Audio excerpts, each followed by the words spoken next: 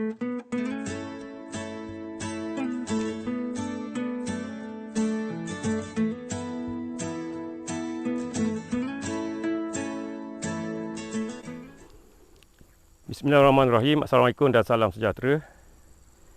Kembali ke Tok Lang Channel. Apa khabar semua?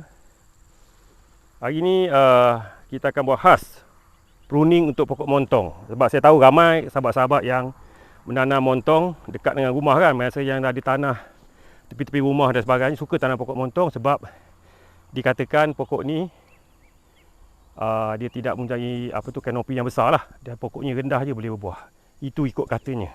Jadi saya akan tunjukkan cara-cara nak pruning pokok montong.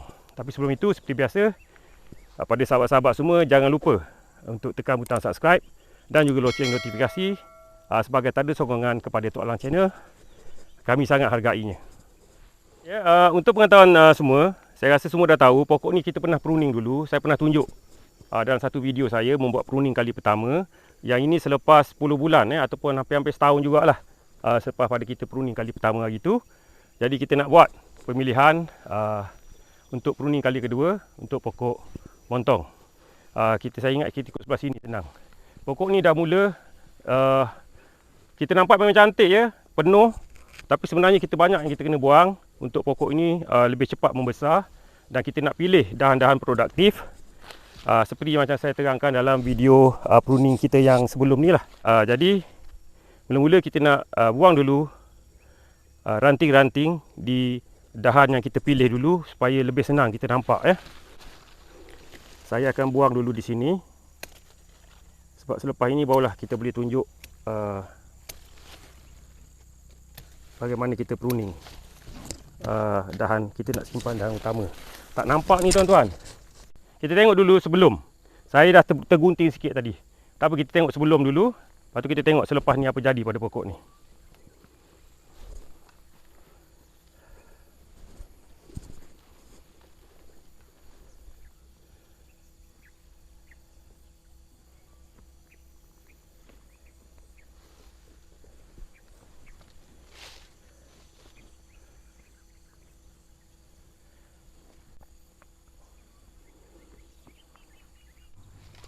Ya, kita teruskan dengan aktiviti pruning kita.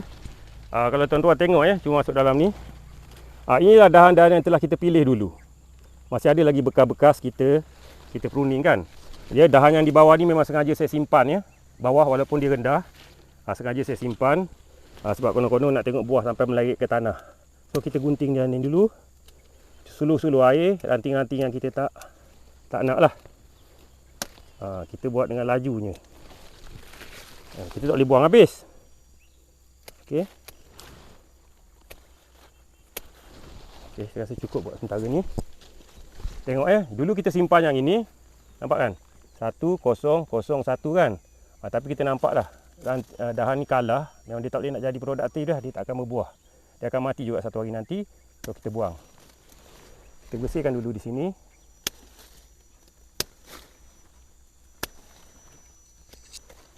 Okey. Di sini.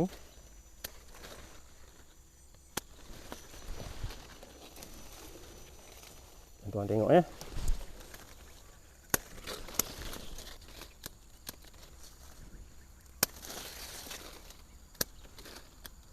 Kan kita dah mula dah nampak bentuk dia kan. Satu ya. Yang antara ni kan besar nampak ni kecil ni. Ni memang tak akan jadi apa ni. Sebab pokok kita kecil lagi ya, kita ada banyak masa untuk membela dahan. Yang ini saya akan simpan walaupun dia dekat. Sebab yang ini dia pergi ke tempat lain ni. Kan? Nampak dia pergi ke tempat lain. Yang ini akan pergi ke sana. So kita masih boleh simpan lagi. Kita try simpan dia. Okay, kita potong sini. Kita bersih yang bawah dulu.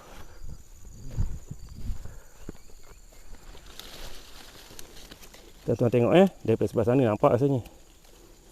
Ranting kita kena bersihkan.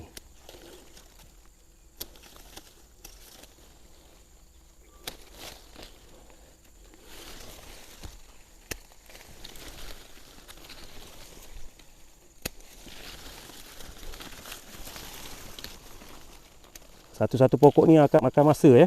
Sebab itu kita kena sentiasa buat pruning kawalan. Sentiasa kena ada gunting di tangan.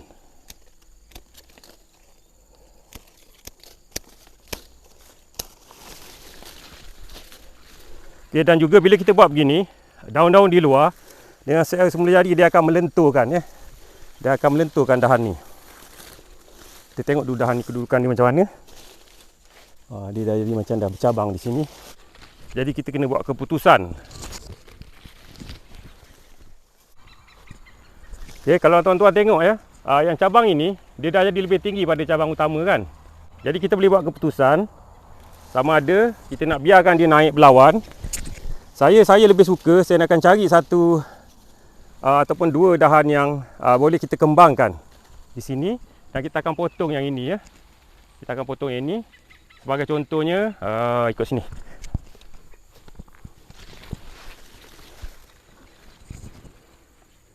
Sebab kalau kita tengok kan, batang utama ni jadi macam kecil je kan. Sebab dia dah berbahagi apa ni dia punya tu. Jadi saya ingat saya nak potong ni, saya nak simpan dua dahan yang ini supaya dia membesar yang ini saja. So kita akan potong di sini. Lepas tu kita tengoklah yang mana lebih kuat. Tak apa Tuan-tuan tengok kan. Jadi kita akan simpan dahan ni. Jadi dia akan pergi sana. Ataupun dahan yang ini. Satu atau dua lah kita akan simpan. Dua cukup. Okey. Sama juga dengan yang ini. Dia pun kita nampak seolah-olah cuba nak melawan yang utama. Sampai kat sini kosong ya, tuan-tuan tengok kan. Jadi kita pun cari kat sini. Saya pun nak cari dua kat sini. So kita potong yang ini. Tuan tengok Memang nampak memang sadis sikit. Tapi beginilah caranya. Cara saya lah. Barulah yang tuan-tuan tengok ya, yang selepas ini akan dapat naik dengan baik. So kita ada satu, yang ini sebelah sini walaupun dia rapat kan, tapi dia pergi ke sana, dia pergi ke sana, dan bagi sini. Jadi ketiga-tiga ni kita boleh try simpan. Yang ini kita buang sebab nampak kecil. Simpan yang ini kita simpan. Okay, cukup lah tu. Sampai ke atas tu biar dia naik balik.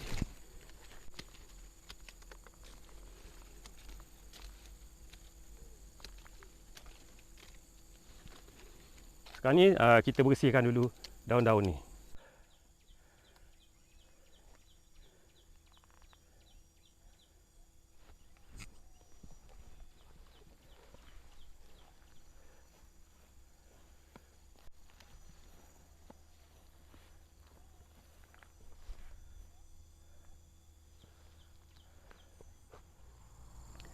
Ini hasilnya seperti yang kita tengok tadi video selepas kan.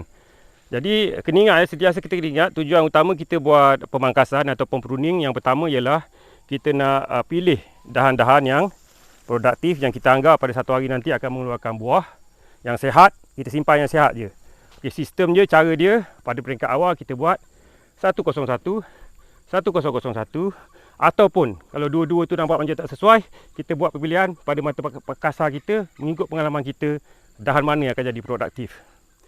Jadi untuk pokok montong ini, jadi selepas ini udara cahaya matahari akan lebih masuk. Jadi penyakit kulat, kalau tanah lembap kan, kulat-kulat ke apa ke serangga lebih terkawal lah. Dan dahan akan lebih membesar sebab kena matahari. Udara pun masuk dengan lancar dalam ni, angin.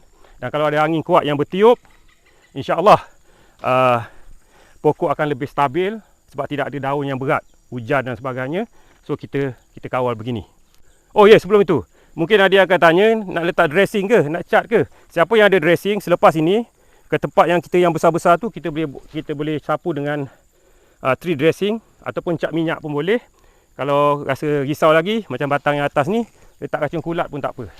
Kalau yang dahan ataupun ranting yang kecil-kecil tu tak perlu. Dia akan pulihkan diri dia sendiri. Okey, dia ada antibody dia sendiri. Okey, itu saja dahulu pruning pokok montong. InsyaAllah kalau tuan-tuan buat begini, montong ni katanya 3 tahun setengah, 4 tahun boleh berbuah. Cubalah. Saya pun tak tahu. Ini pokok saya berumur setahun 8 bulan. Tanam sekaki setengah, setahun 8 bulan tanpa sistem pengairan. Dah besar ini Kita dah buat potong pucuk sekali dah. Okey. Assalamualaikum. Bye bye.